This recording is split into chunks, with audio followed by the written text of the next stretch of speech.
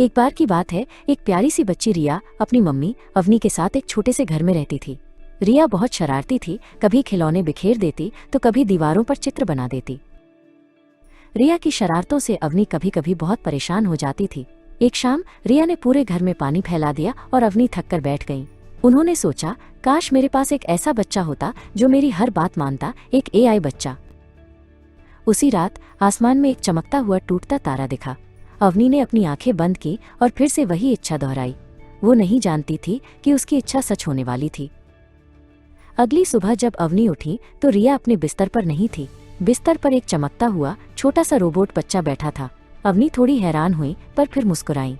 ये था उनका नया AI बच्चा, जिसका नाम उन्होंने अनु रखा। अनु बहुत आज्ञाकारी था। वो हर काम बिना किसी सवाल के करता था। अवनी कहती, अनु खिलौने उठाओ, और अनु तुरंत सारे खिलौने समेट देता। घर एकदम व्यवस्थित रहता था। पर धीरे धीरे अवनी को कुछ कमी महसूस होने लगी। घर शांत था, कोई शरारत नहीं, कोई हंसी मजाक नहीं। अनु में भावनाएं नहीं थी। वो कभी नहीं हंसता, कभी नहीं रोता और कभी कोई शैतानी नहीं करता था। अवनी को रिया की शरारतें याद आने लगी। एक दिन अवनी बहुत परेशान हो गई। उन्होंने सोचा, क्या मैं अनु को थोड़ी शैतानी करना सिखा सकती हूँ। उन्होंने अनु को एक कांच का गिलास दिया और कहा, अनु, इसे गिरा दो। अनु ने बिना सोचे गिलास गिरा दिया और फर्श पर कांच के टुकड़े बिखर गए। अवनी ने सोचा, चलो कम से कम थोड़ा काम तो मिला। उन्होंने अनु पर चिल्लाया, यह क्या किया तुमने। पर अनु पर कोई असर नहीं हुआ। उसके चेहरे पर कोई भाव नहीं था। अवनी ने अनु को एक हल्का थप्पड़ मारा और कहा, तुम्हें रोना है।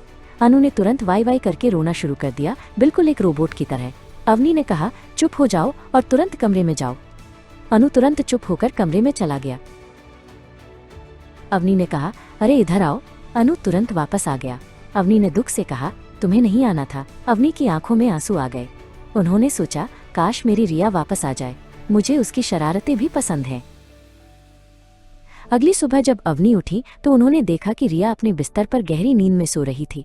अवनी की खुशी का ठिकाना नहीं रहा। उन्होंने तुरंत रिया को गले लगा लिया और प्यार से कहा, तुम जैसी हो वैसी ही अच्छी हो मेरी प्यारी बेटी। आई लव यू बेटा।